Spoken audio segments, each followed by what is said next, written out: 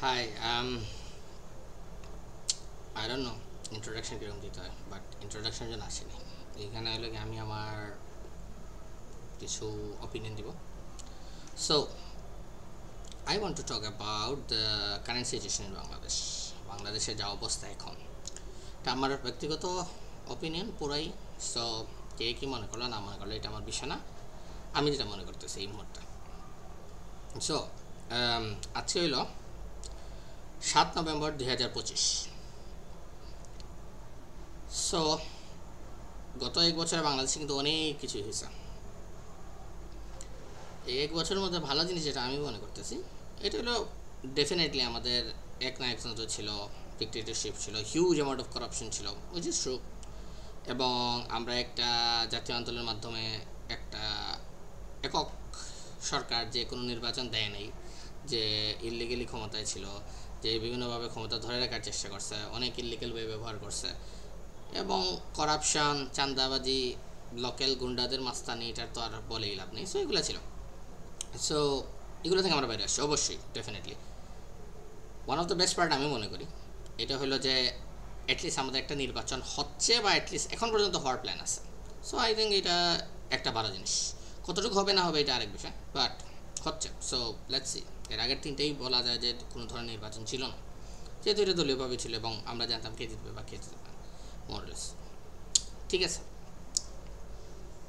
তো আমি একটা জিনিস আমি বলবো, 2024-এর 5 আগস্ট পরে আমাদের যে আশা ছিল, আমাদের যে ফোকাস ছিল, আমরা যেটা মনে করতেছিলাম যে না আমাদের এইটা হয়ে যাবে ওইটা হয়ে যাবে, এরকমই তো অনেক কিছু হয় না। এটার জন্য আসলে আমি সবাইকে দোষ দিতেছি না, এককভাবে বর্তমান অন্তর্বর্তীকালীন সরকারকেও আসলে দোষ দেওয়া ঠিক না। এটার কারণ হলো গিয়ে তোমার বাংলাদেশের সিচুয়েশন আসলে অনেক কমপ্লিকেটেড। প্রথম কথা হলো আমরা মানুষ ভালো না, আমরা কেউ ভালো না। আমরা সবাই বলি যে হ্যাঁ আইন মেনে চলা উচিত, বাট আমরা সুযোগ পাইলে আইন মেনে চলি না। সব আমার ইনক্লুডিং মি। সো এই হলো কি প্রবলেম আর কি। বাট যাই হোক, ডিসপাইট অনেক প্রবলেম, আমি মনে করি কয়েকটা জিনিস ভালো হয়েছে।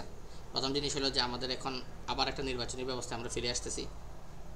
মানুষ অ্যাটলিস্ট পজিটিভলি নির্বাচনের দিকে তাকাচ্ছে ইনশাআল্লাহ। দেয়ার আর সেভারাল গ্রুপস, কয়েক ধরনের পার্টি আছে যারা ইলেকশন করতে যাচ্ছে।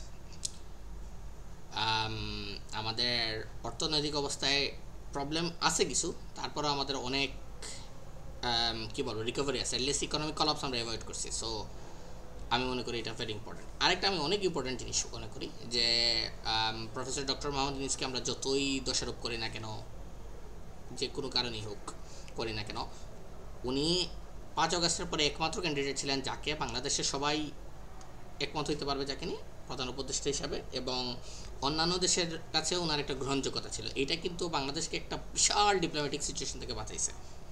এবং হইতে পারতো আরও অনেক ধরনের প্রবলেম হবে, ইস্যু হইতে পারতো। ফর এক্সাম্পল আমাদের নেইবারিং কান্ট্রিগুলো ইন্টারভিন করতে পারতো, বা অনেক ধরনেরভাবে অনেক ইস্যু হইতে পারতো, এই তো কিছুতে আমি যেতে চাচ্ছি না। সো ওই সময়ের জন্য উনি বেস্ট চয়েস, এটা নিয়ে কথা বলে নাই। এখনও আমি বলবো ডিসপাইট অনেক প্রবলেম, উনি এখনও বেস্ট চয়েস এই মুহূর্তের জন্য। কারণ এখন উনি মোরলেস আমাদের গ্রহণযোগ্যতা আছে, কারণ উনি ছাড়া আমি জানি না আর কার গ্রহণযোগ্যতা থাকে। সো ঠিক আছে, এর জন্য আমি বেনিফিট অফ ডাউট দিতে চাই। বাট আমি পার্সোনালি যেটা নিয়ে ডিসঅ্যাপয়েন্টেড সেটা হইল গিয়ে আমরা কিছু পরিবর্তন দেখতে চেয়েছিলাম এই সরকারের আন্ডারে, যেগুলো হয় নাই। ঘুরে ফিরে একদল গেছে, আরেক দল চাঁদাবাজি ঠিকই করতেছে। কিছু আমাদের কনস্টিটিউশনাল এবং সোশ্যাল রিফর্মসের দরকার ছিল, মাস্ট। এটা ছাড়া আমরা ঘুরে ফিরে ওই সেম ধরনের সরকার পাবো, সেম ধরনের প্রবলেম পাবো, সেম ধরনের রাজনীতি পাবো, এবং এই জিনিসটাই আমাদের হইতেছে আসলে ঘুরে ফিরে গিয়ে। সো অনেকে বলবে সরকার ডিফিকাল্ট সিচুয়েশনে আছে, পারতেছে কি পারতেছে না, বাট আমি বলবো সরকার আরও স্ট্রংলি, আরও বেটারভাবে এটা ডিল করতে পারতো। নির্বাচনের আগে আমি অ্যাটলিস্ট বিচার দেখতে চাইছি। আগের অন্যায়ের বিচার যদি না হয়, তাইলে এখন সামনের দিকে আমরা ফরওয়ার্ড করে লাভ নেই। তো এগুলো কী হবে আমি জানি না, আল্লাহ জানেন কী হবে, দেখা যাক।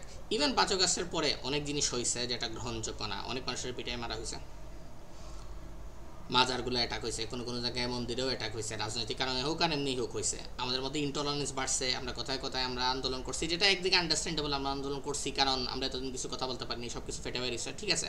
বাট এগুলোর কারণে এটার সাথে আরও অনেক নেগেটিভ এফেক্টসগুলো হয়েছে।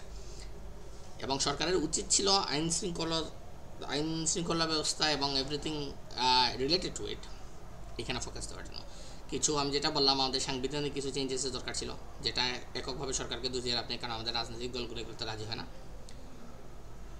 সো সব মিলে একটা একটা মানে কি বলবো আনসার্টিন সিচুয়েশন।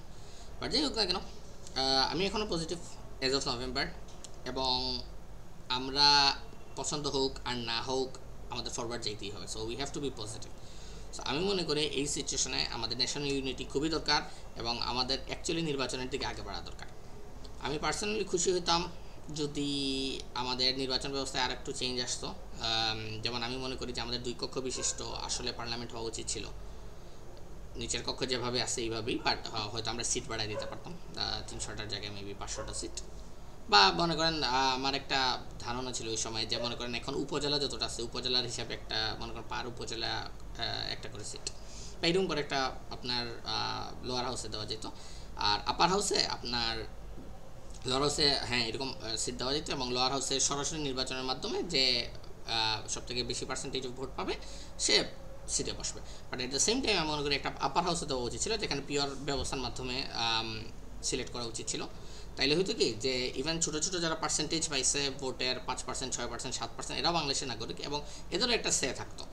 তখন আবার একচ্ছত্রভাবে সব থেকে বড় দল যেটা অংশগ্রহণ করতেছে সে যে সব ক্ষমতা নিয়ে যাবে এরকমও কিন্তু না, তখন চ্যালেঞ্জ করা যেত। তারপর আমি মনে করি আরও অনেক ধরনের রিফর্মস যেগুলো হয় নাই বা হচ্ছে না, যেমন প্রধানমন্ত্রীর ক্ষমতা কমায় আনা দরকার আমাদের। কি বলবো, একটা মশা আসছে।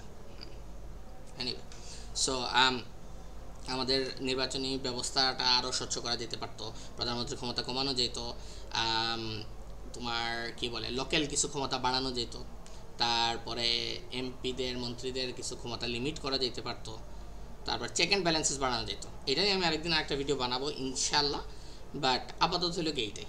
সো দেখি বেশ কী হয়, আর আমার মতামত এই সিচুয়েশন নিয়ে আমি সামনে দিব। সো এখন পর্যন্ত এটাই।